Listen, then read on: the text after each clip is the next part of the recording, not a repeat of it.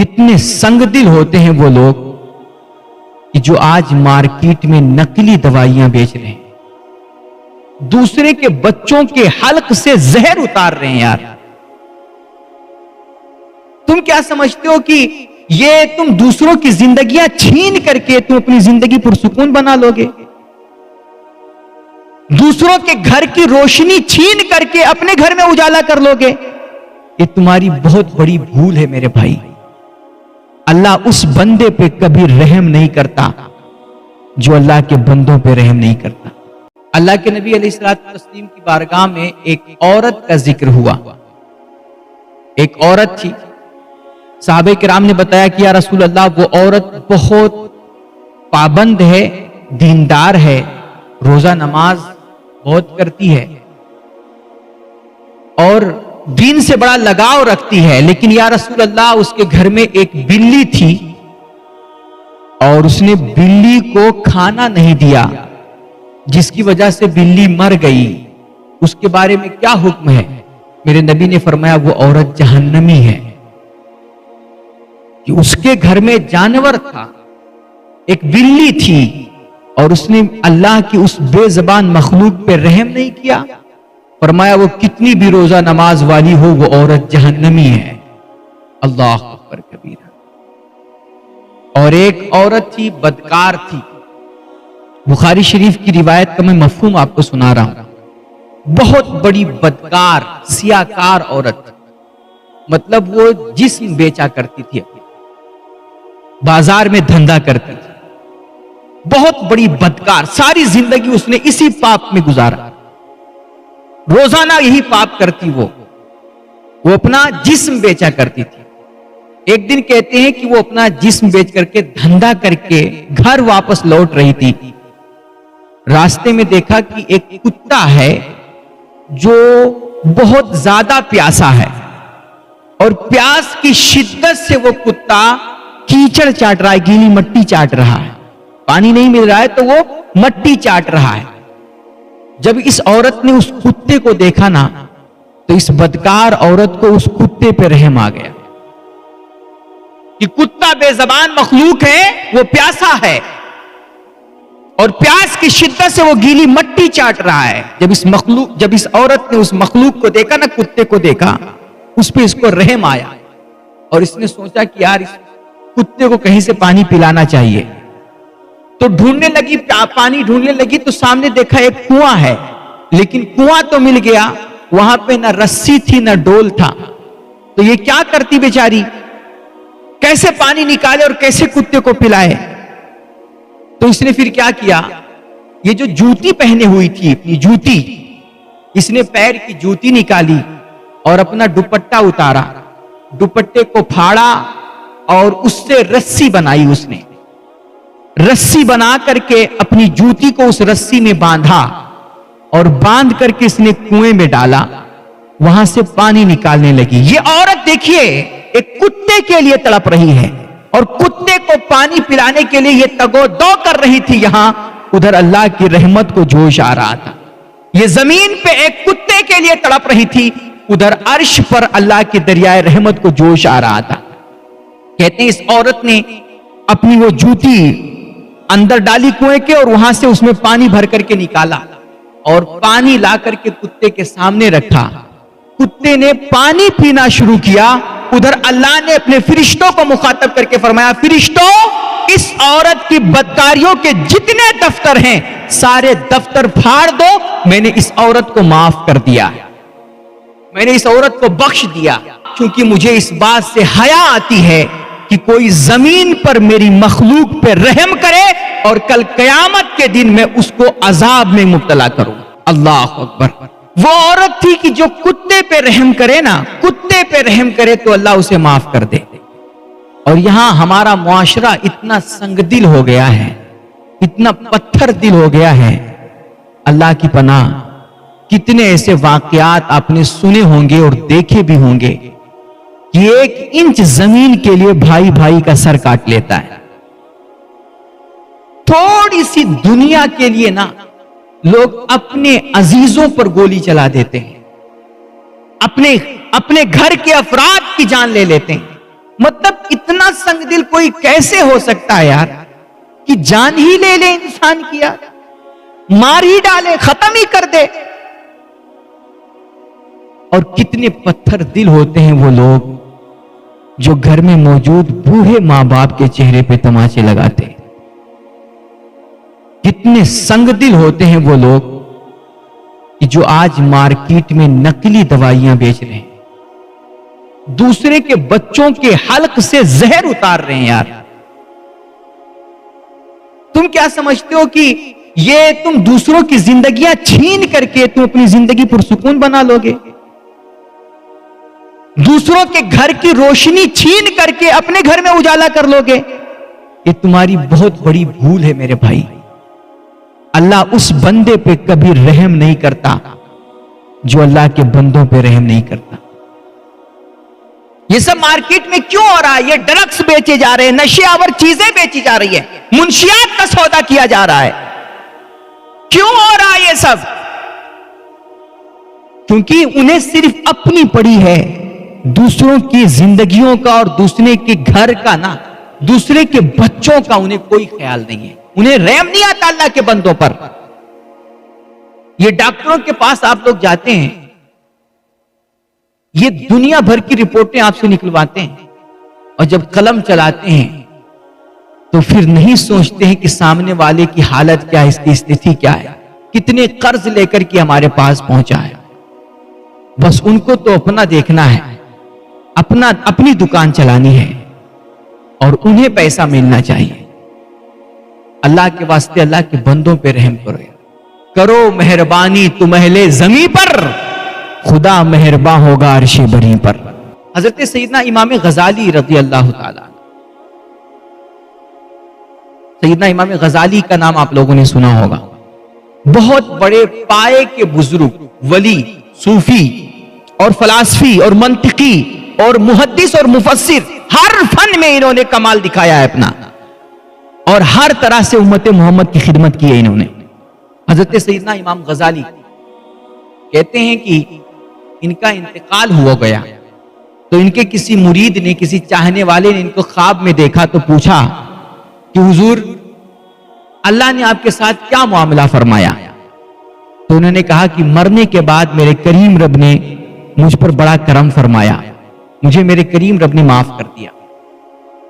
तो उस बंदे ने कहा हाँ क्यों ना माफ करे, अल्लाह करम क्यों ना करे, क्योंकि आपने इतनी दीन की खिदमत की है, इतनी किताबें लिखी हैं, आपने इतनी वाजो नसीहत की है, कितने ऐसे बंदे हैं जो आपकी वजह से राह हिदायत पर आए हैं, तो जाहिर सी बात है अल्लाह आप पर रहम करेगा और अल्लाह आप पे करम फरमाएगा। तो हजरत इमाम गजाली बोले नहीं नहीं नहीं, मुझ पे मेरे करीम रब ने जो करम फरमाया है वो मेरी उन किताबों की वजह से नहीं जो मैंने लिखी हैं, मेरी तकरीरों की वजह से नहीं, मेरी दीगर इबादतों की वजह से नहीं, या मेरी दीगर खिदमत दीन की वजह से नहीं। अल्लाह ने मुझे जो बख्शा है, मुझे एक मक्खी की वजह से बख्शा। अल्लाह ने मुझ पे जो करम फरमाया, एक मक्खी की वजह से करम फरमाया है। तो वो बंदा हैरान हुआ, कहा एक मक्खी की वजह से करम? कहा हाँ, एक दिन मैं बैठ करके किताब लिख रहा था, अभी तो बॉल पेन का सिस्टम आ गया, जमाना आ गया, पहले लकड़ी का पेन हुआ करता था, उसको अलग से रोशनाई घोलते थे, उसमें डुबो डुबो करके लिखते थे। हजरत सैयदना इमाम गजाली फरमाते हैं कि मैं लकड़ी के कलम से रोशनाई में डुबो डुबो करके किताब लिख रहा था।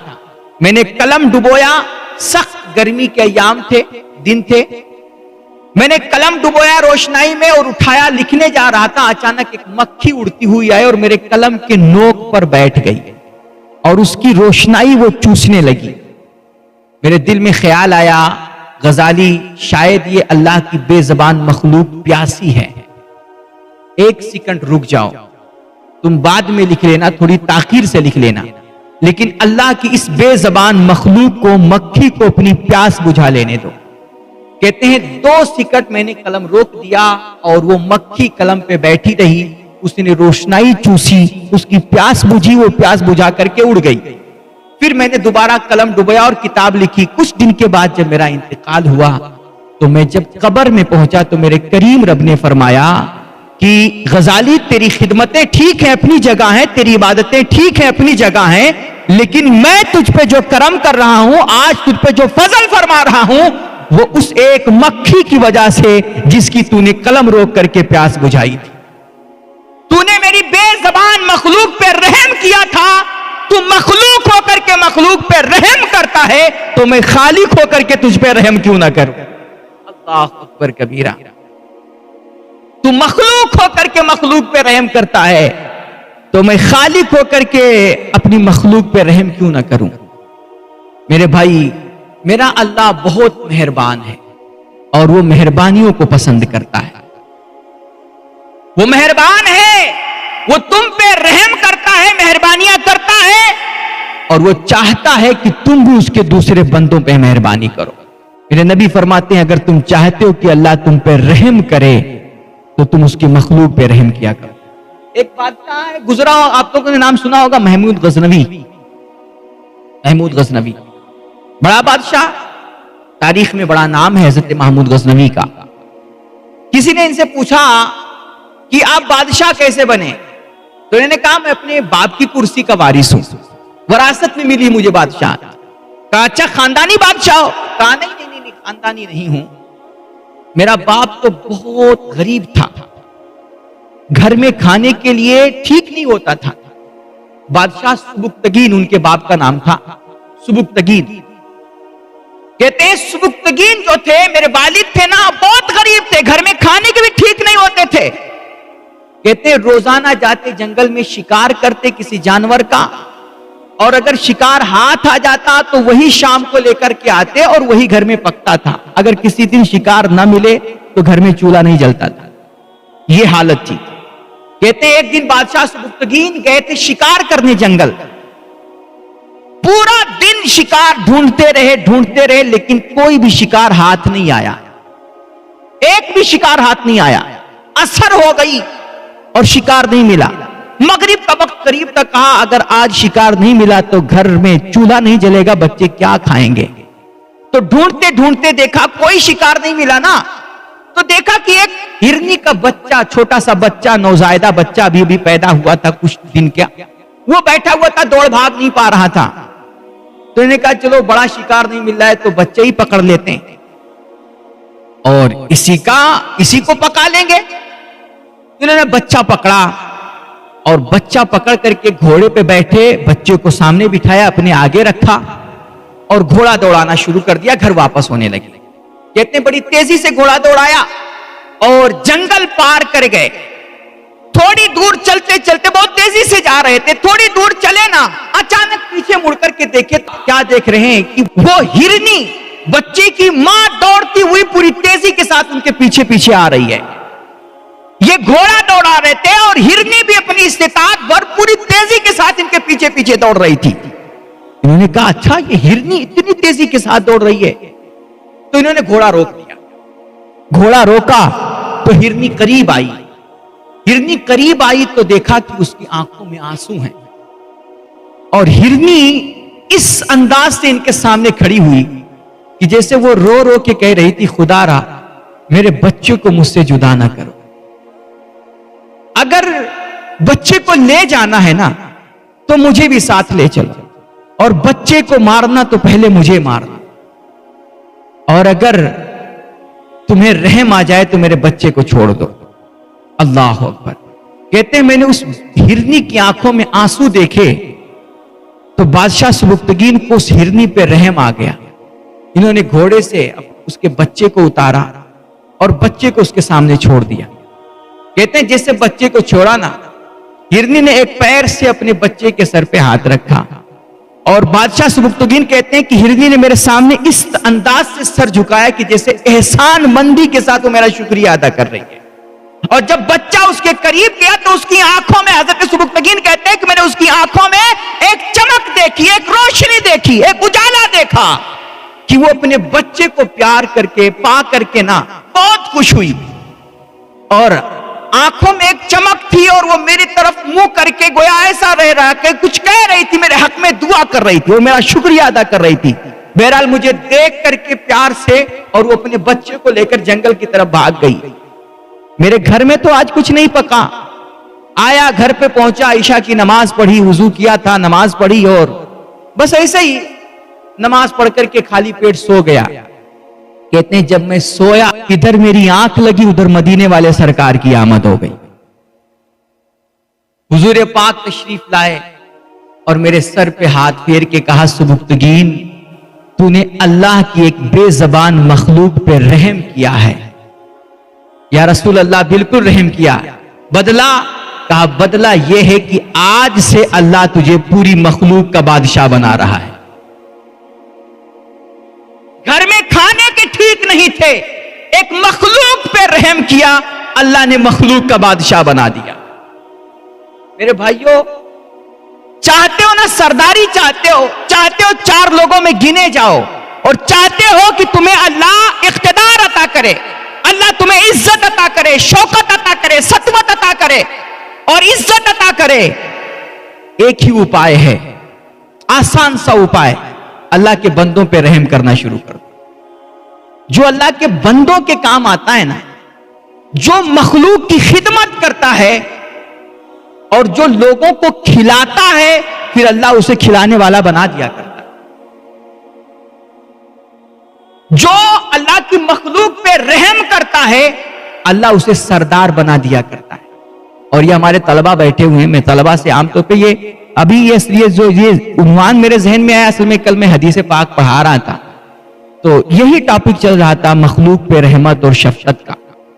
तो उसी से हमारा भी जहन बन गया, तो मैंने सोचा था कि जुमा में इसके हवाले से गुफ्तगू करूंगा।